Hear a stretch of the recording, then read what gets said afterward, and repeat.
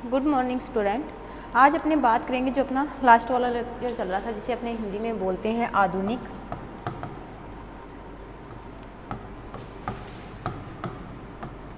अभिनव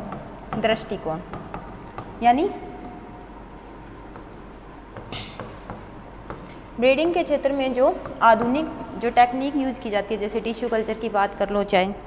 genetic engineering की बात कर लो, ठीक है। इनकी बात अगर अपने करते हैं तो इनका क्या क्या यूज होता है, इनके जीन जो है उनको कहाँ से कटिंग करके कैसे इनके जीनों का क्या ट्रांसफ़र किया जाता है नई वेराइटी बनाने के लिए। जैसे मान लो कोई भी एक अपने को रेसिडेंस वाली वेराइटी चाहिए तो कौन सा जीन है उसका सेलेक्ट करेंगे, उसका सेलेक्ट करने के बाद क्या है उसमें इंजेक्ट करने की जो प्रोसेस होती है वो क्या होती है। टिश्यू कल्चर में क्या किया जाता है,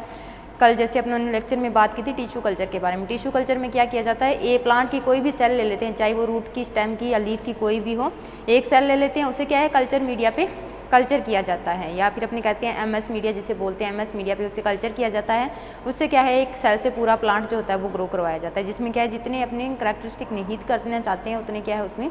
समावेशित कर सकते हैं। उसके बाद अपनों ने कल बात की थी जेनेटिक इंजीनियरिंग के बारे में। जेनेटिक इंजीनियरिंग में अपने देखा था कि रिकम्बिनेट जो टेक्निक होती है उसका यूज़ करके क्या है, यानी डीएनए के एक खंड का क्या है सिलेक्शन कर लेते हैं, उसको क्या करते हैं दूसरी जो क्रॉप है उसके जो डीएनए है उसके साथ संयोजित कर देते हैं और एक नई वैरायटी अपने कह सकते हैं नई कैरेक्टरिस्टिक वाली वैरायटी है वो उत्पादित कर सकते हैं। आगे अपने पढ़ेंगे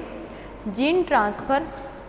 हाइब्रिडाइजेशन के द्वारा जीन ट्रांसफ़र जो होता है वो कैसे किया जाता है। जिसमें पहला है अपना plant breeding and interspecific gene transfer,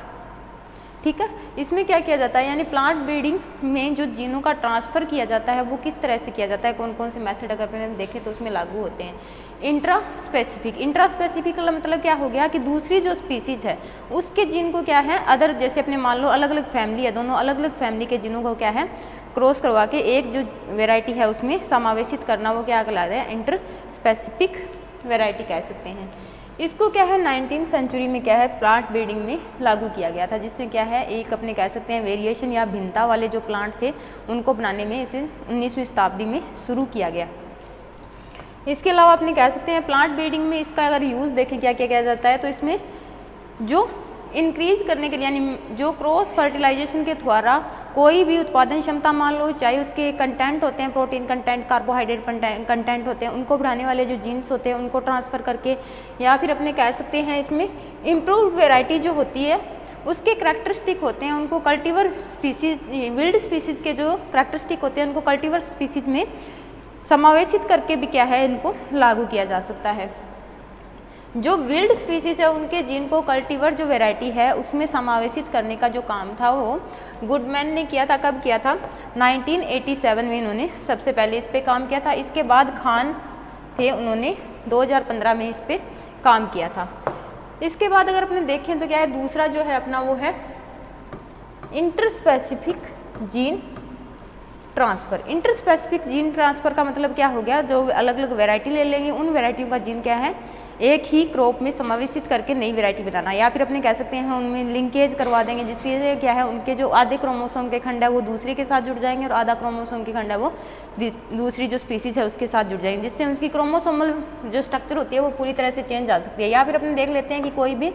DNA है उस पे मान लो जो क्रोमोसोम लगने का जो क्रम है वो है 1 2 3, या क्यों इनकी जेनेटिक कोड होते हैं वो क्या होते हैं हर क्रॉप में अलग अलग होते हैं, तो इनके जेनेटिक जो कोड होते हैं उनको चेंज करके भी क्या है एक अपनी नई वैरायटी जो है वो प्रवर्धित कर देते हैं। जैसे एग्जाम्पल की बात करते हैं अपने, इसमें क्या किया जाता है इंटरस्पेसिफिक यानी अलग अलग जो स्पीसीज है उनका आपस में हाइब्रिडाइजेशन करवा दिया जाता है, जिससे क्या होगी एक नई जो स्पीसीज है वो तैयार हो जाती है। एग्जाम्पल अगर अपने देखें तो क्या है एविनस टाइवा है, ठीक है, उसका क्रॉस करवाते हैं बीटा वेलगेरिस से, जिससे क्या होगा उसमें जो जीन होंगे ट्रांसफ़र होंगे, जिससे क्या है जो एवेनस टाइवा है उसमें तो क्या है 25 से 30% तक क्या है इसकी यील्ड जो होगी वो इंक्रीज हो जाएगी, और बीट में जो है निमेटोड्स लगते हैं उनके प्रति रेसिस्टेंस प्रदर्शित करने की जो क्षमता होती है वो विकसित हो जाएगी, ठीक है। इस पे सबसे पहले काम किया था शर्मा एंड गिल्स ने, कब 1983 में क्या है इस पे सबसे पहले काम किया गया था। इसके बाद इसका जो तीसरा मेथड अगर अपने देखें तो वो है gene transfer bye non sexual method. यानी अपने को पता है टिश्यू कल्चर में अपने पढ़ा था कि प्लांट का कोई भी वेजिटेटिव पार्ट है, जैसे मान लो लीफ है, स्टेम है, ठीक है, रूट है, कोई भी सेल है, उसको ग्रो कर सकते हैं। इसके अलावा अपने उसके सेक्सुअल ऑर्गन जो होते हैं, जैसे मान लो पोलन ग्रेन का कल्चर भी कर सकते हैं, जिससे हैप्लॉइड प्लांट बना सकते हैं, और एम्ब्रियो जो है उसका कल्चर करके भी अपने हैप्लॉइड प्लांट की फॉर्मेशन कर सकते हैं, ठीक है, ओवरी कल्चर करके भी अपने हैप्लॉइड प्लांट की फॉर्मेशन कर सकते हैं। तो इन विट्रो कल्चर के द्वारा क्या है, जो जीन जो है उनको ट्रांसफ़र किया जा सकता है, यानी अपने पूरा प्लांट पॉसिबल होता है, एक ही सेल के द्वारा उसको ग्रो करवाया जा सकता है। तो इसमें क्या किया, नॉन सेक्सुअल यानी सेक्सुअल ऑर्गन ओवरी और पोलन का यूज किए बगैर एक नई प्रजाति है या एक नई कैरेक्टरिस्टिक वाली वैरायटी जो है उसको विकसित करने के लिए क्या है, ये मेथड जो है वो लागू किया जाता है। ये डिपेंड करता है उस क्रॉप की जो यानी उस प्लांट स्पीसीज के इन्वायरमेंट कंडीशन, या फिर अपने कह सकते हैं उसमें जितने भी टिश्यू है या ऑर्गन है, ठीक है, उनका मास अपने कह सकते हैं कितना होता है। जैसे मान लो उसमें डीएनए जो है उनका इनकी जो स्ट्रक्चर है वो कैसी होती है, या फिर अपने कह सकते हैं इनका प्रोटोप्लाज्म है वो कैसे होता है, इस पर ये क्या है पूरा डिपेंड होता है। इसके अलावा अपने उसके लिए मटेरियल कौन सा लेंगे, मटेरियल के लिए अपने या तो उसका स्टेम लेंगे या पत्तियों का गुच्छा लेंगे, या फिर कोई भी एक पत्ती ले सकते हैं, रूट की कोई भी सेल अपने इसमें ले सकते हैं। उसको क्या करवाएंगे, कल्चर करवाएंगे। कल्चर करवा के उसका वापस से क्या करेंगे, उस मटेरियल का रीजनरेशन करेंगे, यानी वापस से उसकी प्रोडक्टिविटी बढ़ाएंगे, या फिर उससे देखेंगे कि ये पूरी तरह से जो अपने पास क्रोमोसोम खंड बनी है ये पूरी तरह से सही है या नहीं है। उसके बाद उसे क्या है, सिंगल सोमेटिक सेल जो होते हैं उसमें जो है यूज कर सकते हैं, ठीक है। इसके बाद अगर अपने देखें सेल फ्यूजन का मेथड अगर अपने लागू करना है, इसमें क्या है, जो अपनों ने बात की थी जीन ट्रांसफ़र की, या फिर जीन ट्रांसफ़र जो है नॉन सोमेटिक सेल या नॉन सेक्सुअल जो सेल है उसमें किया जा सकता है। तो इसके लिए कौन कौन सी टेक्निक्स लागू की जाती है, एक तो होती है सेल फ्यूजन, यानी दो सेल ले लेंगे, उनका आपस में क्रॉस करवा देंगे। उनका क्रॉस करवाने से या फिर उनका फ्यूजन का मतलब क्या होता है, जोड़ना। मान लो ये दो सेल है, इनका आपस में जोड़ करवा देंगे तो क्या होगा, दोनों के न्यूक्लियस है वो क्या करेंगे, फ्यूज्ड हो जाएंगे। पहले ये क्या थी, एन स्ट्रक्चर थी, और ये कौन सी स्ट्रक्चर हो जाएगी, 2n स्ट्रक्चर हो जाएगी। 2n स्ट्रक्चर बना के ये पूरा डिप्लॉइड प्लांट जो होती है उसकी फॉर्मेशन करने में सक्षम होता है। या फिर रिकम्बिनेट डीएनए टेक्निक जो होती है उसका यूज करके भी जीन जो ट्रांसफ़र है वो अपने कर सकते हैं। सबसे ज़्यादा यूज होने वाले हैं एक तो रिकम्बिनेट डीएनए टेक्निक, और दूसरा जो है वो है सेल फ्यूजन, यानी दो सेल का आपस में फ्यूज करवा के, और दूसरा है रिकम्बिनेट डीएनए टेक्निक, यानी दो जीन जो है उसको या फिर कोई भी डीएनए है उसको रिकम्बिनेट कर देते हैं, उसके साथ कोई भी जीन को जोड़ देते हैं, जिससे क्या होगा वो ग्रो करता जाएगा। इसके अलावा अपने बात करते हैं कि ये जो जीन ट्रांसफ़र की टेक्निक है वो क्या है, कौन सी क्रॉप में यूज होती है। तो ये क्या है, क्रॉप इम्प्रूवमेंट में सबसे अच्छा सोर्स माना गया है gene transfer bye non sexual organ के द्वारा, यानी एक जीन को दूसरे जीन में या एक जीन को दूसरे क्रोमोसोम पे स्थानांतरित करने के लिए क्या है, ये टेक्निक सबसे बेटर मानी गई है क्रॉप इम्प्रूवमेंट में। इसे गुडमैन ने सबसे पहले अपने कह सकते हैं यूज किया था 1987 में। इसके बाद वुटर थे, उन्होंने 2015 पे इस पे काम किया था जीन को स्थानांतरित करने का, ठीक है। चौथा जो अपना मेथड है वो है सेल फ्यूजन प्रोटोप्लास्ट फ्यूजन, यानी जो सेल है उसमें क्या है, सेल वॉल को बिना जोड़े उसका जो प्रोटोप्लास्ट है उसको आपस में जोड़ के या उनका फ्यूजन करवा के क्या है जीनों का ट्रांसफ़र कर देते हैं। जैसे मान लो अपने पास दो अलग अलग सेल हैं, उनका क्या करेंगे, अपने पहले टिश्यू कल्चर के द्वारा क्या है सस्पेंस कल्चर जो होता है यानी लिक्विड जो कल्चर होता है उस पर क्या है प्रोटोप्लास्ट जो कल्चर है उसको किया जाता है। फिर ये प्रोटोप्लास्ट जो कल्चर किए हुए हैं उनको क्या है विदाउट सेल वॉल, यानी सेल वॉल को क्या है इसमें ऐड नहीं करते हैं, तो सिर्फ इसका न्यूक्लियस और प्रोटोप्लास्ट है उनका आपस में फ्यूजन किया जाता है, जिससे क्या होते हैं जितने भी प्रोटोप्लास्ट में क्रोमोसोम्स होते हैं वो क्या होते हैं उसमें जीन जो होते हैं वो उसमें जाके समावेशित हो सकते हैं। बिना सेल वॉल के क्या है प्रोटोप्लास्ट को फ्यूज्ड करके उससे क्या है एक नई जो वैरायटी होती है या जीन को ट्रांसफ़र अपने उसमें कर सकते हैं। प्रोटोप्लास्ट फ्यूजन जो होता है इसमें क्या है प्लांट सेल का यूज अपने अगर देखें तो इलेक्ट्रोफोरेसिस टेक्निक जो होती है उसका यूज करके या फिर केमिकल या फिर लिपोसोम्स जो होते हैं इनका यूज करके कर सकते हैं। यानी प्रोटोप्लास्ट सेलियन है वो किसके द्वारा कर सकते हैं, या तो इलेक्ट्रोफोरेसिस टेक्निक के द्वारा या केमिकल्स के द्वारा या फिर लिपोसोम्स जो होते हैं इनके द्वारा क्या है अपने प्रोटोप्लास्ट संलयन जो है वो किया जा सकता है। या फिर अपने कह सकते हैं टिश्यू कल्चर, कैलस कल्चर की अपने बात करते हैं तो कैलस कल्चर में क्या है, सोमेटिक हाइब्रिडाइजेशन है वो करवा के क्या है, इन विट्रो में उसका ग्रोथ करवाया जाता है। यानी कैलस जो टिश्यू है उसका प्रोडक्शन कर दिया जाता है, फिर सोमेटिक हाइब्रिडाइजेशन करवाया जाता है, दो सेल का आपस में फ्यूजन करवाया जाता है, फिर क्या होते हैं इसे इन विट्रो में ग्रो करवाया जाता है। ये स्पेशल अपने कह सकते हैं स्पीसीज बनाने के लिए इसका यूज किया जाता है और ये क्या है, कैलस कल्चर के नाम से या कैलस टिश्यू कल्चर के नाम से भी जाना जाता है। इसके अलावा ये किस में लागू होता है, जो सेक्सुअल इनकम्प्लिबिलिटी वाली स्पीसीज होती है उनमें क्या होता है, ये क्रोमोसोम की जो संख्या होती है, क्रोमोसोम कम्बिनेशन होता है उससे सही से करके, यानी मान लो उनके क्रोमोसोम जो है वो किसी कारणवश से क्या है उनमें जीन्स के लगने का तरीका या फिर क्या है उनकी नंबरिंग जो है या जेनेटिक कोड है उसमें क्या है किसी प्रकार की हेरफेर आ गई है, तो उसे भी सही करने के लिए क्या है ये जो टेक्निक है वो यूज की जाती है। इसमें सबसे पहला मेथड अगर अपने देखें तो क्या है, सेल फ्यूजन को यूज किया जाता है। इस मेथड को क्या है, जो क्रॉप इम्प्रूवमेंट है इसमें काफ़ी कम मात्रा में यूज किया जाता है, यानी ये बहुत ही कम स्तर पे क्या है इसका यूज किया जाता है। अब है gene transfer by manipulation DNA direction. इसमें क्या किया जाता है, यानी अपने कोई भी इसको शुरू किया गया था 1940 में, ठीक है, इस मेथड को। इसमें जो डीएनए है उसको ट्रांसफ़र किया जाता है डायरेक्ट, यानी बिना किसी हेर फेर के क्या है डायरेक्ट जो डीएनए है उसी को उसमें ट्रांसफ़र कर दिया जाता है। पहले अपने जीन की बात कर रहे थे, सिर्फ जीन को ट्रांसफ़र किया जाता है, यानी मान लो 2 या 3 जीन को ले लेते उनको ट्रांसफ़र करते थे, लेकिन इसमें क्या किया जाता है, पूरा डीएनए का खंड जो होता है या फिर पूरा डीएनए ही ले लिया जाता है, द्विशाखित जो डीएनए होता है उसको लेकर क्या है उसमें ट्रांसफ़र कर दिया जाता है, जिससे क्या होता है इसमें जेनेटिक इनहेरिटेंस जो होती है वो काफ़ी ज़्यादा मात्रा में आ जाती है। और इसका यूज़ किसके द्वारा किया जाता है, केमिकल बेस के द्वारा किया जाता है, यानी कोई भी केमिकल बेस। इस केमिकल बेस में क्या है, ऐसे प्रोडक्ट का यूज़ किया जाता है जिसमें शुगर, फास्फोर और नाइट्रोजनिक जो बेस होते हैं वो उनकी मात्रा जो होती है वो कम होती है, क्योंकि डीएनए का जो मॉलिक्यूल होता है वो किससे बना हुआ होता है, शुगर, फास्फोरस और नाइट्रोजनिक बेस से बना होता है। इस अकॉर्डिंग क्या है इनका यूज किया जाता है। इसके अलावा अपने non sexual DNA transfer technique है उसको भी क्या है इसमें मैनिपुलेट कर सकते हैं,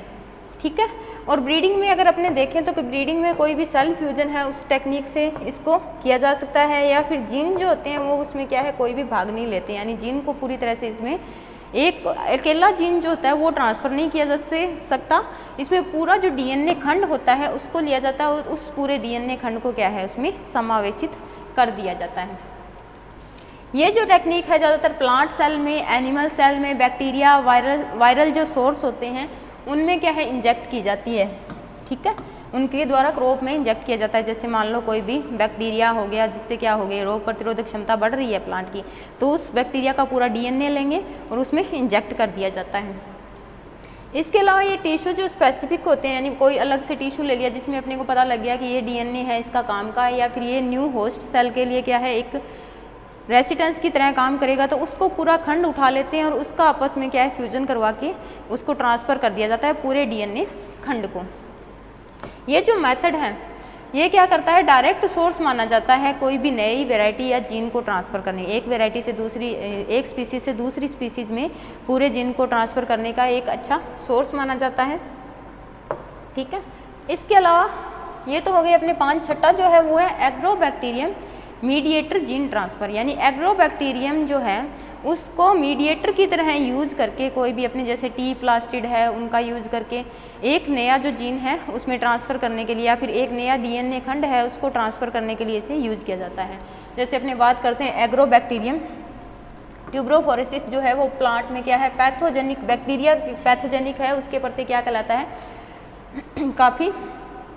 रेसिस्टेंस प्रदर्शित करने वाला होता है, तो उसको क्या कर लेते हैं अपने ट्रांसफ़र करने के लिए एग्रोबैक्टीरियम का सहारा लिया जाता है। इसके अलावा इस जीन में क्या है कोई भी अपने टी प्लास्टिड, जैसे मैंने अभी बोला था कि कोई भी ऑर्गन ले लेते हैं जिसका जिन जो रेजेंट्स होते हैं उनको लिया जाता है, वो कौन सा होता है टी प्लास्टिड, या जिसे टी डीएनए के नाम से भी जाना जाता है, यानी जिस जीन को क्या है इसमें इंक्लूड किया जाता है उस रीजन में इंक्लूड किया जाता है। जैसे मान लो कोई भी ये बैक्टीरिया है, एग्रोबैक्टीरियम है, ठीक है, इसका जो डीएनए होगा वो हमेशा सर्कुलर होगा। अपने पास कोई भी डीएनए का ये खंड है, इसको क्या करेंगे अपने इसके साथ जोड़ना है, तो पहले क्या करेंगे इसका इतना जो खंड है उसको क्या करेंगे कट करेंगे, ठीक है। उसको कट करने के बाद क्या करेंगे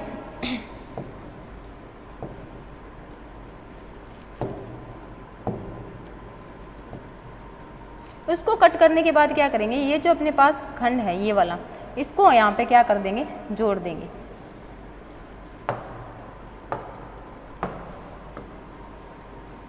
तो ये सेल क्या कहलाएगी, टी प्लास्टिड या टीडीएनए कहलाएगी, टीडीएनए के नाम से जाना जाता है। ठीक है, यानी अदर अपने कह सकते हैं कोई भी पार्ट ले लेंगे, उसको क्या है उसमें कलेक्ट करने की जो अपने क्षमता होती है, उसको उसमें डालने की जो प्रोसेस होती है, या फिर कोई भी डीएनए ले लेते हैं बैक्टीरिया का, उसको क्या है उसमें समावेशित करने की जो टेक्निक होती है कोई भी बैक्टीरियल सेल में डीएनए के खंड को, वो क्या कहलाता है, टीडीएनए के नाम से जाना जाता है। इसके अलावा अपने कह सकते हैं कि इसमें जो कॉजेज होते हैं यानी ट्यूमर्स ग्रोथ होती है उसको क्या बोलते हैं, कोई भी प्लांट है उसमें डिजीज हो रही है, डिजीज के द्वारा क्या बन रही है, कोई डिजीज होगी तो उसमें मान लो छोटी छोटी गांठें बन रही है, उनको क्या बोलते हैं, क्राउन्स गाल के नाम से भी जाना जाता है। यानी अगर मान लो कोई बैक्टीरियल डिजीज है तो उसमें क्या करें, बनेगी छोटी छोटी गांठें बनेगी, जिसे अपने क्या बोलते हैं, क्राउन गाल के नाम से जाना जाता है। ये जो बैक्टीरियम होता है ये क्या होता है, मॉडिफाई किया जाता है लैब में, फिर उनको ट्रांसफ़र किया जाता है जीन में, और उसके द्वारा क्या है उसमें